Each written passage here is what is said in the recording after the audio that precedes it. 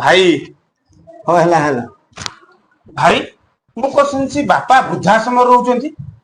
ତୁ ଠିକ ଶୁଣିଛୁ କଣ ହେଲା କି? ତ ମୋ ଟିକେ ଭାଇ ଲଜ୍ଜା ଲାଗୁନି ତତେ ଯିଏ ଏତେ ବଡ କରି ଏଇ ଦୁନିଆକୁ ଆଣିଲେ ଶେଷରେ ତାଙ୍କୁ ବୃଦ୍ଧାଶ୍ରମରେ ତୁ ଛାଡିଦେଲୁ। ତୁ ବଡ ବଡ କଥା କହୁଛୁ। ବାପା ତତେ କଣ କହିଲେ ତୋର ବୋଧେ ମନେ ନାହିଁ। ବାପା ତତେ ମେଡିକାଲକୁ ଯିବା କଥା ପାଇଁ ମୋତେ ପଇସା ମାଗିଥିଲେ, ତୁ ସିଧା ସିଧା ମନା କରିଦେଲୁ। ମୁଁ କଣ କରିଥାନ୍ତି? ଭାଇ ମୋର ସବୁ କଥା ମନେ ଅଛି, ହେଲେ ମୁଁ କଣ କରିପାରିଥାନ୍ତି। ମୋ ସ୍ତ୍ରୀ କଥା ତ ତମେ ଜାଣିଛ, ସେ ସଫା ସଫା ମନା କରିଦେଲା ଟଙ୍କା ଦେବା ପାଇଁ। ହଉ ଛାଡ ସେ କଥା। ଆଉ ତୁ ଏକଲା ଆସିଲୁ, ଆଉ ପୁଅ ତୋ ସ୍ତ୍ରୀ ଆଉ ସେମାନେ କୁଆଡେ ହେଲେ? ବସ ଏଇଠି। ହଉ ବସ। ଭାଇ ମାନସର ଡକ୍ଟର କୋର୍ସ ସରିଯାଇଛି, ସେ ବି ଚାକିରି ପାଇସାରିଛି। ଆଜି ବୋଧେ ତା ମାର ତାର ଆସିବାର ଅଛି, ହୁଏତ ଆସୁଥିବେ। ତ ଭଲ କଥା। ଆଜି ସେମାନେ ଆସି ପହଞ୍ଚିଲେ, ଆଜି ମାମା ବି ଆସି ପହଞ୍ଚିଛି, ମାମା ବି ଚାକିରି ପାଇଯାଇଛି। ଏ ତ ଅତି ଖୁସିର କଥା। ଭାଇ କଣ କହୁଛ ତାହେଲେ? ଆଜି ଦିନଟା ଆମ ପାଇଁ ବହୁତ ଖୁସିର ଦିନ। ହଁ ରେ ସୁବାସ। ଆଜି ରାତିରେ ଆମେ ସମସ୍ତେ ଗୋଟିଏ ଜାଗାରେ ବସିବା ଏବଂ ଗୋଟିଏ ଥାଳିରେ ଖାଇ। ଭାଇ ଏବେ ମାନସ ଆସିଲାଣି। ହଉ ହେଲା ହଉ ଉଠ ଉଠ। ଓ ମା ଉଠ ଉଠ ଉଠ ଉଠ ମା। ଆରେ ମାମା, ଆରେ ମାନସ ତୋ ସାଙ୍ଗରେ କୋଉଠି ଦେଖା ହେଲା କି? ବାପା ରେଲୱେ ଷ୍ଟେସନରେ ମୁଁ ବସିଥିଲି, ମାନସ ଦେଖା ହେଲା, ସେଠି ସାଙ୍ଗ ହେଇ ପଳେଇଆଇଲୁ ଆଉ। ବାପା ଭଲ କଥା। ବାପା ଜେଜେ କାହିଁ ଦେଖା ଯାଉନାହାନ୍ତି? କୁଆଡେ ଯାଇଛନ୍ତି କି? ନା ତାଙ୍କ ରୁମ ରେ ଅଛନ୍ତି କି? ଆରେ ମାନସ ତୁ ଜାଣିନୁ କି ଜେଜେ ଆଉ ଘରେ ରହୁନାହାନ୍ତି। କାହିଁ କୁଆଡେ ସେ ଏବେ ଯାଇଛନ୍ତି? ବୃଦ୍ଧାଶ୍ରମରେ ରହୁଛନ୍ତି। ମୁଁ ଯେତେବେଳେ 12 ବର୍ଷର ହେଇଥିଲି ଆମ ବାପା ମାନେ ତାଙ୍କୁ ମାରିକି ଘରୁ ବାହାର କରିଦେଇଥିଲେ। କଣ କହୁଛୁ ଦିଦି? ekଥା କଣ ସତ? ହଁ ହଁ ସତ। ଦିଦି ତୁ ସେତେବେଳେ କୁଆଡେ ଯାଇଥିଲୁ କି? ତୁ କଣ ଜେଜେକୁ ଅଟକେଇ ପାରିଲୁ ନାହିଁ? ଆରେ ମୁଁ ସେତେବେଳେ ଅଟକେଇବା ପାଇଁ ବହୁତ ଚେଷ୍ଟା କରିଥିଲି, ହେଲେ ଅଟକେଇ ପାରିଲି ନାହିଁ। ଦିଦି ଜେଜେଙ୍କୁ ଯେମିତି ଆମ ବାପା ମାନେ ହଇରାଣ କରି ନେଇ ବୃଦ୍ଧାଶ୍ରମରେ ଛାଡିଛନ୍ତି, ସେମାନେ ବି ବୁଢା ହେଲେ ଆମେ ତାଙ୍କୁ ନେଇ ବୃଦ୍ଧାଶ୍ରମରେ ଛାଡିଦବା। ହଁ ହଁ ତୁ ଠିକ କହୁଛୁ। ମାନସ ମୁଁ ଫ୍ରେଶ ହେଇ ଆସୁଛି। ହଉ ଠିକ ଅଛି ଦିଦି। ତମେ ଦି ଜଣ ନିଜ କଣ ବୋଲି ଭାବୁଛ କି? ବହୁତ ବଡ ବଡ କଥାବାର୍ତ୍ତା କରୁଛ। ଆମେ କଣ ଭୁଲ କଲୁ ବାପା? ଯିଏ ଯୋଉଭଳିଆ କର୍ମ କରିବ ସେ ସେଇଭଳିଆ ଫଳ ପାଇବ। ମାନସ, ତୁ ନିଜକୁ କଣ ବୋଲି ଭାବୁଛୁ କି? ତୁ ବାପାଙ୍କ ମୁହଁରେ ଜବାବ ଦଉଛୁ? ତୁ ଏତେ ବଡ ପିଲାକୁ ଆସିକି ତତେ ଟିକେ ଖରାପ ଲାଗୁନ ବାପାଙ୍କ ମୁହଁରେ ଜବାବ ଦଉଛୁ? ବଡ ବାପା ମୁଁ କଣ ଭୁଲ କହିନି? ଯାହା ଠିକ ମୁଁ ତାହା ହିଁ କହିଲି। ମାନସ ତୋ ମୁହଁ ବହୁତ ବଢିଗଲାଣି।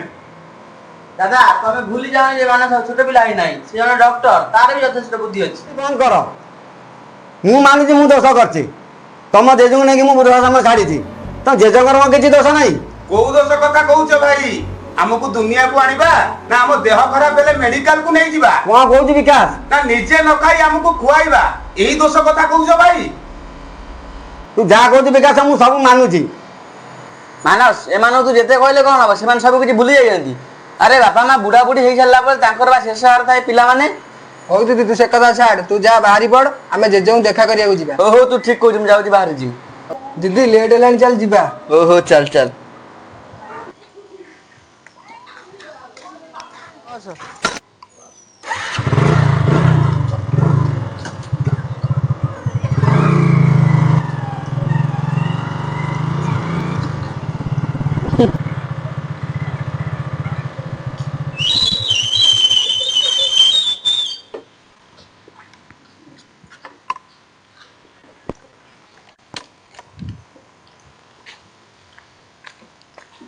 ଭାଇ ଆମେ ଟିକେ ଭିତରକୁ ଯିମୁ।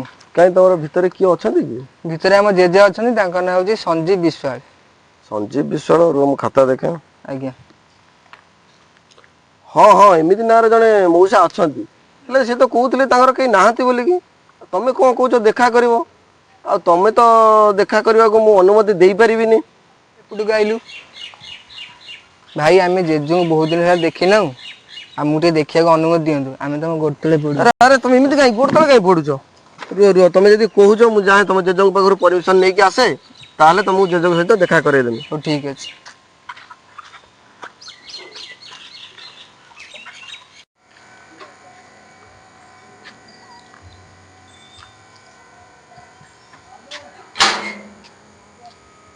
ନାରେ ପିଲେ, ତମ ଜେଜେ ମନା କଲେ ତମକୁ ଦେଖା କରିବା ପାଇଁ। ହଉ ଠିକ ଅଛି ଭାଇ। ଦିଦି ଚାଲ ଆମେ ଯିବା। ଖାଇବା। ହଁ ଦିଦି ଯାଉଛି।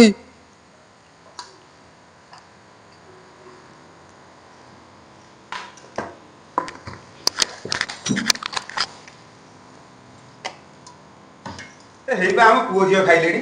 ଆଲୋ ମା, ଆମେ ବି କିଛି ଖାଇନୁ, ଆମକୁ କିଛି ଖାଇବାକୁ ଦେ। ହଉ ରୁହ ବାପା ମୁଁ ଆଣିକି ଦଉଛି। ହଉ ଭାଇ ବସ। ଆସ ଆସ କହ।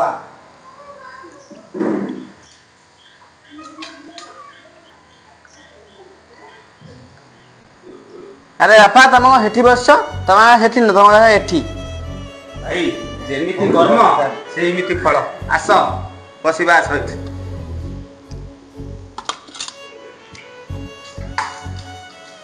ମାମା ଇଏ କଣ ପିଆଜ ପୋଡା ରୁଟି ଇଏ କଣ ଆକୁ ମଣିଷ ଖାଆନ୍ତି ନା? ହଁ ବାପା ଯେ ଯେମିତି କର୍ମ କରେ ସେ ସମୟ ଫଳ ପାଏ। କଣ ଆମ କର୍ମ ଏତେ ଭୁଲ କରିଦେନୁ ଆମେ ଏ ପୋଡା ରୁଟି ଖାଇବୁ? ଆଜ୍ଞା ବାପା। ହଉ ରେ ସୁବାସ। ହଉ ଭାଇ ଖାଅ ଖାଅ।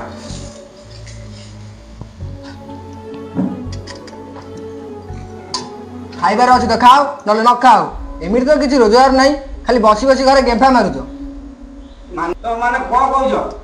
ଆମର ରୋଜଗାର ନାହିଁ ବୋଲି ଆମକୁ ଏ ପୋଡା ରୁଟି ଦବ? ହଉ ରେ ସୁବାସ ଚାଲୁ ଚାଲ।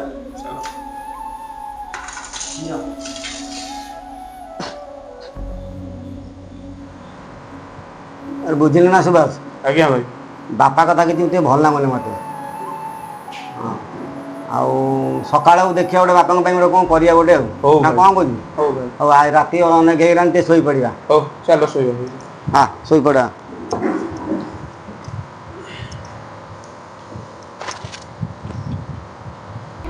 ଭାଇ ଗୋଟେ ହଁ କଥା କହୁଛି ତମକୁ। ହଁ କଣ ସୁବାସ କହ। ପିଲାମାନଙ୍କର ଏ ବ୍ୟବହାର ଆଉ ମତେ ଭଲ ଲାଗୁନି ଭାଇ। କଣ କରିବା ଆମେ ତ ଜନ୍ମ ଦେଇଛନ୍ତି ପିଲାମାନଙ୍କୁ। ପୋଡା ରୁଟି ପିଆଜ ମଣିଷ ଖାଇବା ଏଇଆକୁ? ଆମେ ଗାଡ଼ି କି ଦୋଷ ଏତେ ବଡ଼ ଦୋଷ କଲେ ଯେ ବାପା ପ୍ରତି ଆମେ ଏମିତି ଦୋଷ କରିଛୁ ଯେ ଆମକୁ ପିଲା ଏତେ ବଡ଼ ଶାସ୍ତି ଦେବେ। ମତେ ଭାରି କଷ୍ଟ ହଉଛି ଭାଇ। ଯାହା ହେଇଯାଇଛି ସୁବାସ ଆଉ କନ୍ଦା କନ୍ଦି କରନା। ରାତି ପାଉ ଆମେ ଯାଇକି ଯାହା ହେଇଛି ଆମର ବାପାଙ୍କୁ ଭୁଲ ମାଗି ଆମ ବାପାଙ୍କୁ ଘରକୁ ନେଇଯିବା। ହଉ ଭାଇ। ନା କଣ କହୁଛୁ ସୁବାସ? ହଉ ଶୋଇପଡ଼। ହଉ। ବାପା ତମେ କଣ ଏଠି ଶୋଇଛ? ତମେ ଏଠି ଶୋଇପାରିବନି, ତମ ଜାଗା ତଳେ। ଭାଇ କଣ ହେଲା ରେ ମାନସ? ମୋ ଜେଜେଙ୍କୁ ତମେ ଯେମିତି ନେଇ ବୃଦ୍ଧାଶ୍ରମରେ ଛାଡ଼ି ଦେଇ ଆସିଥିଲ, ତମେ ବି ସେଇଭଳିଆ ଯାଅ ବୃଦ୍ଧାଶ୍ରମରେ ଶୋଇବ। ଆରେ ମାନସ, ତତେ ପାଠଶାଠ ପଢ଼େଇକି ଆମେ ଏତେ ବଡ଼ ମଣିଷ କଲୁ, ଆମେ ବାପାଙ୍କ ପ୍ରତି ଆଡ଼ିକି ଆମେ କି ଭୁଲ କରିଛୁ ଯେ ଆମକୁ ଏତେ ବଡ଼ ଶାସ୍ତି ଦେଉଛୁ ତୁ? ହଉ ଠିକ୍ ଅଛି ଆମେ ଘର ଛାଡ଼ି ପଳାଉଛୁ ଆଉ। ଆମର ଯାହା ହେଇଛି ଆମେ ବାପାଙ୍କୁ ଭୁଲ ମାଗି ଆମେ ଘରକୁ ଘିନି ଆସିବୁ। ଭାଇ ତମ ପାଇଁ ଏଇ ସବୁ ହଉଛି। ତମେ ଯେମିତି କର୍ମ କରିଥିଲ ସେମିତି ଫଳ ପାଉଛ। ମୁଁ ବି ତମ ସହିତ ଭୋଗୁଛି। ଚାଲ ଚାଲ ଆମେ ଯିବା ବାପାଙ୍କୁ ବୁଝେଇ ବାଝେଇବା, ଗୋଟେବେଳେ ଶୋଇପଡ଼ିବା, ଯେମିତି ବାପାଙ୍କୁ ଘରକୁ ନେଇକି ଆସିବା। ମୁଁ ସୁବାସ ମୁଁ ମନା କରିନି। ମୁଁ ତ ବାପାଙ୍କୁ ସେମିତି କିଛି କହିନି ବାଜିଲା ରକମ କଥା। ମୁଁ ବାପାଙ୍କୁ ଖାଲି ପଦେ କହିଛି, ବାପା ତମେ ଯାଇକି ସୁବାସକୁ କୁହ ତମେ ଟିକେ ମେଡ଼ିକାଲରେ ଟ୍ରିଟମେଣ୍ଟ କରିଦେବେ। କିଛି ଯାହା ହେଇଛି ହେଇଛି, ଚାଲ ଆମେ ବୃଦ୍ଧାଶ୍ରମ ଯିବା, ବାପାଙ୍କ ଗୋଡ଼ ତଳେ ଶୋଇବା, କେମିତି ବୁଝେଇ ବାଝେଇକି ତାଙ୍କୁ ଘରକୁ ନେଇକି ଆସିବା। ଠିକ୍ ଅଛି। ବାପା ଆମେ ଦିଦିଙ୍କର ମୋର ଜେଜେଙ୍କୁ ଦେଖା କରିବାକୁ ଯାଇଥିଲୁ, କିନ୍ତୁ ଜେଜେ ସଫାସଫା ମନା କରିଦେଲେ ଯେ ଆମ ସହିତ ଦେଖା କରିବା ପାଇଁ। କାହିଁ କ'ଣ ହେଇଛି କି? ଠିକ୍ ଅଛି ଆମେ ଯାଇକି ଆମେ ସୁବାସର ମୋର ଯାଇକି ଆମେ ବାପାଙ୍କୁ ବୁଝେଇ ବାଝେଇକି ଆମେ ଘରକୁ ନେଇ ଆସିବୁ। ବାପାଙ୍କୁ ନେଇ ଆସିବା। ଚାଲ ଭାଇ ଚାଲ।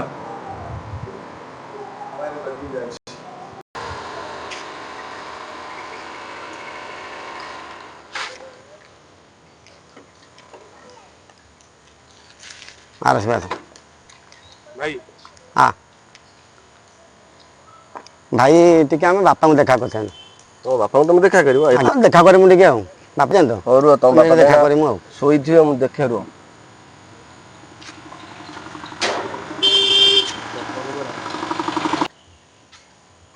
ହଉ ଭାଇ ଆସ। ଆରେ ସୁବାସ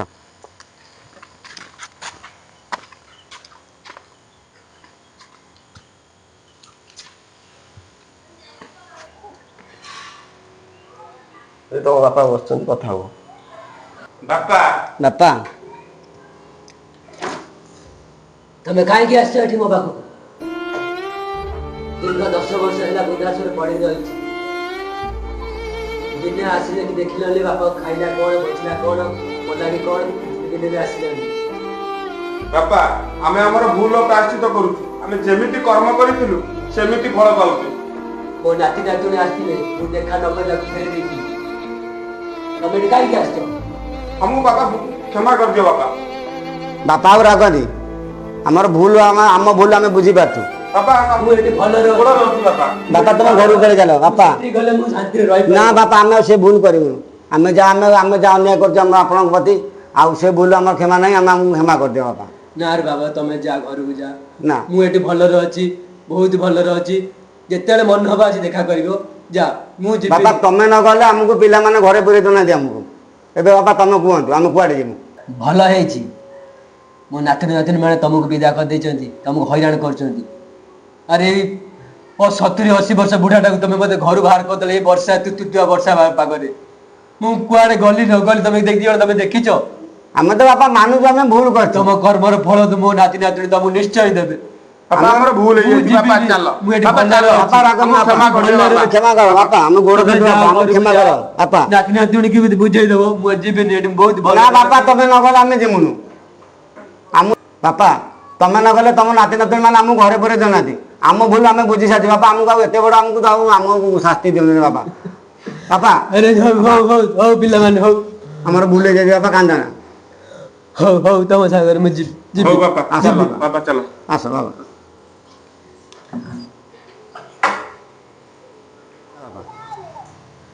ଭାଇ ଟିକେ ବାପାଙ୍କୁ ଧର ଭଲ ହଁ ମୁଁ ଧରିଛି ଚାଲ ବାପା ଆସ୍ତେ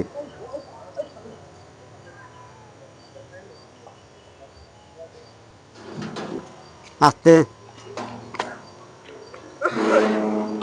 ଆରେ ଶିବାସ ଗାଡ଼ିଟା ଆଣେ ହଁ ଭାଇ ରୁହ ହଁ ଗାଡ଼ିଟା ନେଇ ଏଇଠି ଠିଆ ହୁଅ ବାପା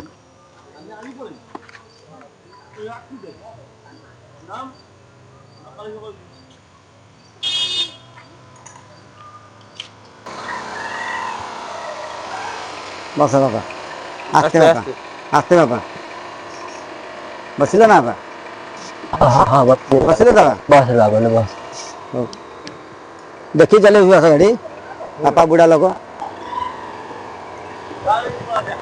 ଗୋଟେ ଢଗ ଅଛି ଆଜି ଠିକ ମୁଁ ସେଟା ଜାଣିପାରୁଛି ତଳ ବଡରା ଖସୁଛି ଉପର ବଡରା ହସୁଛି ମଝି ବଡରା କହୁଛି ରରେ ତୋ ବେଳେ କାଳ ଆଉଛି ହଁ ରେ ବିକାଶ ଆସ୍ତେ ଆସ୍ତେ ବାପା ବୋଲା ବାପାଙ୍କୁ ଆସ୍ତେ ଓହ୍ଲାଅ ଆସ୍ତେ ବାପା ବୋଲା ଆସ୍ତେ ଆସ୍ତେ ବାପା ଆସ୍ତେ ଆରେ ମାନସ କୁଆଡେ ଗଲୁ କିରେ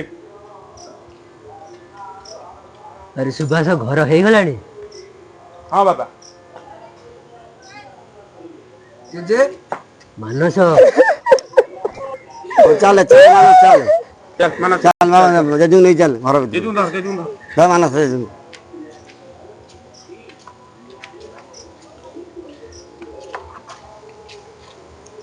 ରରେ ମାନସ ଆସ୍ତେ ବାପା ଏଇଟା ଆମ ଘରଟି ହଁ ବାପା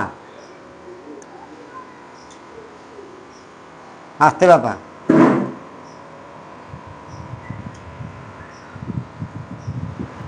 ବାପା ଏଇଠି ବସ ବାପା ଆସ୍ତେ ଆସ୍ତେ ଆସ୍ତେ ବାପା ଆସ୍ତେ ଭାଇ ଆଜି ଆମ ପାଖକୁ ଖୁସିର ମୁହୂର୍ତ୍ତ ଫେରି ଆସିଛି ଭାଇ ଆରେ ଆଜି ଖୁସିର ଦିନ ଆଜି ଆମ ବାପା ଆମ ପାଖକୁ ଫେରି ଆସିନାହାନ୍ତି ଯେ ଆମକୁ ଆଜି ବହୁତ ଆନନ୍ଦ ଲାଗୁଛି ନା କଣ କହୁଛୁ ସୁଭାଷ ହଁ ଭାଇ। ନା କଣ କହୁଛ ବାପା ହଁ ତମ ଆମକୁ ଛାଡ଼ିକି ବାପା ତମେ ଯିବନି ତ ଆଉ ଯିବେନି ରେ ଆମ ଭୁଲ ଆମେ ବାପା ବୁଝି ସାରିଛୁ ଆମକୁ ଏବେ ତମେ ଆମକୁ କ୍ଷମା କରିଦିଅ ବାପା